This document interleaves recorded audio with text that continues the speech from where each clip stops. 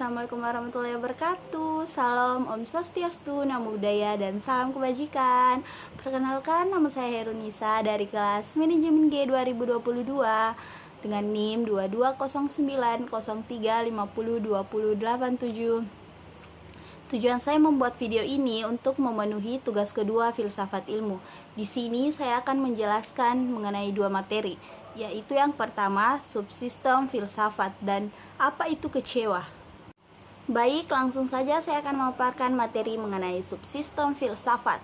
Yang pertama ada ontologi, yaitu mengkaji hakikat segala sesuatu, terbagi menjadi dua, yaitu kuantitas. Pandangan ini membicarakan bagaimana alam itu ada. Dan yang kedua ada kualitas. Pandangan ini membicarakan bagaimana alam itu berproses. Berkaitan hal ini muncul 4 teori. Yang pertama mekanisme, yang mengatakan bahwa segala sesuatu berproses secara mekanik.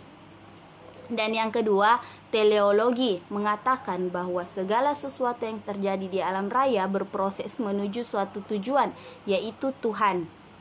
Yang ketiga ada determinisme. Kejadian di alam ini berproses melalui suatu ketentuan yang telah ditetapkan sebelumnya, baik oleh hukum alam maupun hukum Tuhan. Dan yang keempat yaitu indeterminisme. Segala kejadian di alam ini berlangsung secara bebas, tanpa kendali tertentu dari Tuhan atau kekuatannya. Subsistem filsafat yang kedua ada epistemologi, membicarakan dua hal. Hakikat pengetahuan, muncul dua pandangan, yaitu realisme, pengetahuan manusia real adanya dalam kehidupan, dan idealisme, yaitu hakikat ilmu pengetahuan tidak terdapat dalam dunia real, melainkan konsep ideal atau dunia ide-ide. Yang kedua ada sumber pengetahuan. Di sini muncul 3 pandangan. Yang pertama rasionalisme, mengatakan bahwa sumber pengetahuan muncul dari rasio atau akal manusia. Yang kedua ada empirisme, sumber pengetahuan adalah indera manusia. Yang ketiga kritisme, pengetahuan manusia bersumber dari luar diri manusia, yaitu Tuhan. Subsistem filsafat yang ketiga yaitu aksiologi, terbagi menjadi 6 pandangan. Yang pertama naturalisme, yang menyatakan ukuran baik buruk ialah sesuai tidaknya perbuatan tersebut dengan fitrah atau natura manusia. Yang kedua, hedonisme, yang menyatakan bahwa ukuran baik buruk ialah sejauh mana suatu perbuatan mendatangkan kenikmatan bagi manusia. Yang ketiga, vitalisme, ukuran baik buruk ditentukan oleh sejauh mana suatu perbuatan tersebut dapat mendorong manusia untuk hidup lebih maju. Yang keempat, utilitarianisme, ukuran baik buruk ditentukan oleh ada tidaknya suatu perbuatan yang mendatangkan manfaat bagi manusia. Yang kelima, idealisme, ukuran baik buruk ditentukan oleh sesuai tidaknya suatu perbuatan dengan konsep ideal, pikiran manusia. Dan yang terakhir adalah teologis, baik buruknya suatu perbuatan ditentukan oleh sesuai tidaknya suatu perbuatan dengan ketentuan agama atau theos. Dan materi yang kedua yaitu apa itu kecewa.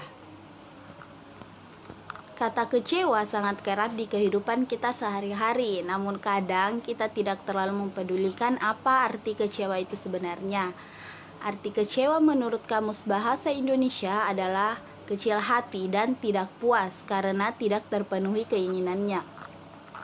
Sedangkan menurut psikologi, arti kecewa adalah kondisi di mana individu merasakan hal yang tidak mengenakan, menjengkelkan, disertai ada rasa kemarahan karena apa yang diinginkan tidak sesuai dengan realita yang terjadi. Kekecewaan adalah perasaan tidak puas yang dirasakan akibat harapan atau ekspektasi yang tak terwujud. Kecewa itu manusiawi. Apabila kita tidak pernah kecewa, berarti selama ini kita tidak pernah berhubungan dengan orang lain, tidak punya sahabat, dan tidak punya siapa-siapa. Mengapa demikian? Karena di mana ada pergaulan, kontak sosial, pertemanan, persahabatan, bahkan dengan orang tua sendiri pun kita pernah kecewa. Intinya, apabila kita sudah memutuskan untuk berbaur dengan lingkungan, maka siap-siaplah mengalami kekecewaan. Jadi, kekecewaan itu sesuatu hal yang tidak bisa kita hindari, karena seperti kita menghindari kehidupan.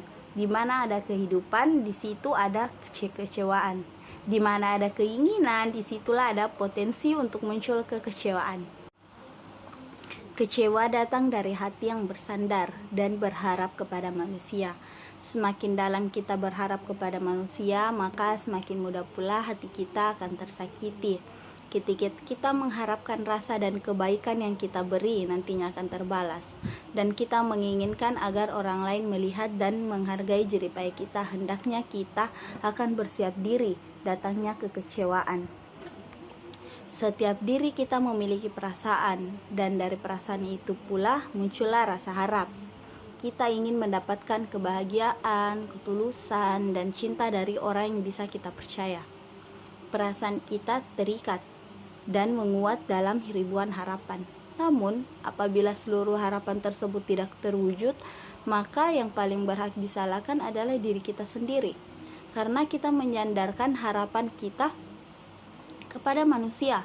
Sudah terlalu banyak hal menyakitkan di dunia ini, dan dikecewakan manusia adalah hal yang terburuk.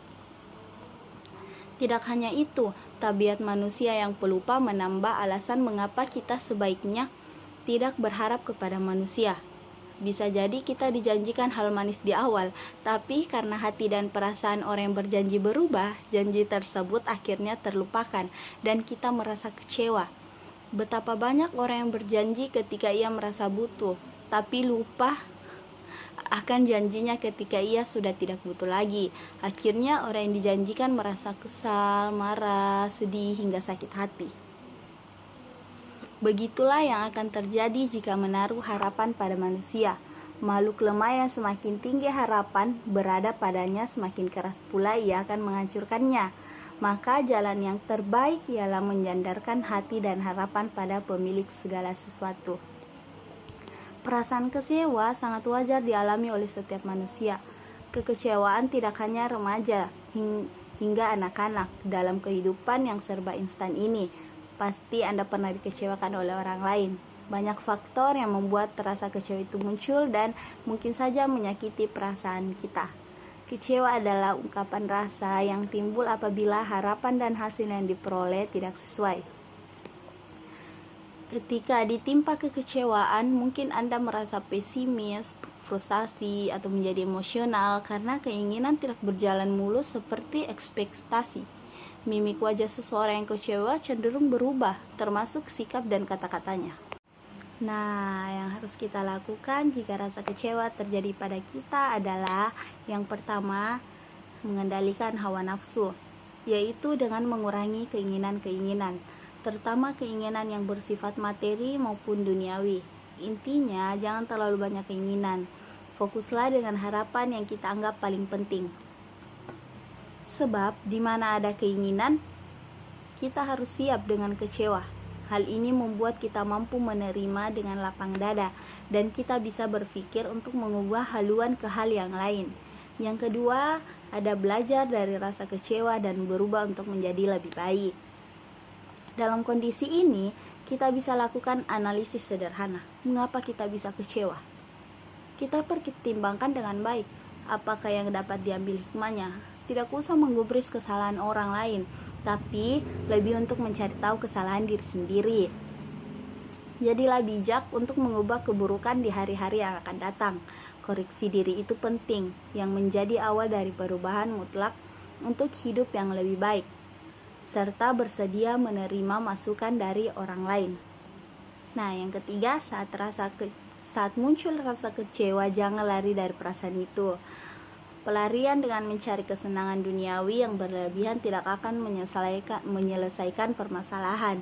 Sebaiknya menerima apapun yang terjadi sambil berdoa untuk tetap dikuatkan hatinya, serta menyelami diri sendiri untuk sambil introspeksi. Dan yang terakhir, menyadari bahwa kecewa adalah bagian dari kehidupan. Memahami ini akan membuat kita bisa lebih bersabar. kuat dewasa dengan tetap berpikir positif terhadap semua yang terjadi. Pandanglah semuanya sebagai pelajaran hidup yang pantas dijadikan sebagai pengalaman untuk hidup yang lebih baik. Nah, sekian dari pemaparan materi saya. Kurang lebihnya mohon dimaafkan. Wabillahi taufiq wal hidayah. Wassalamualaikum warahmatullahi wabarakatuh. See you.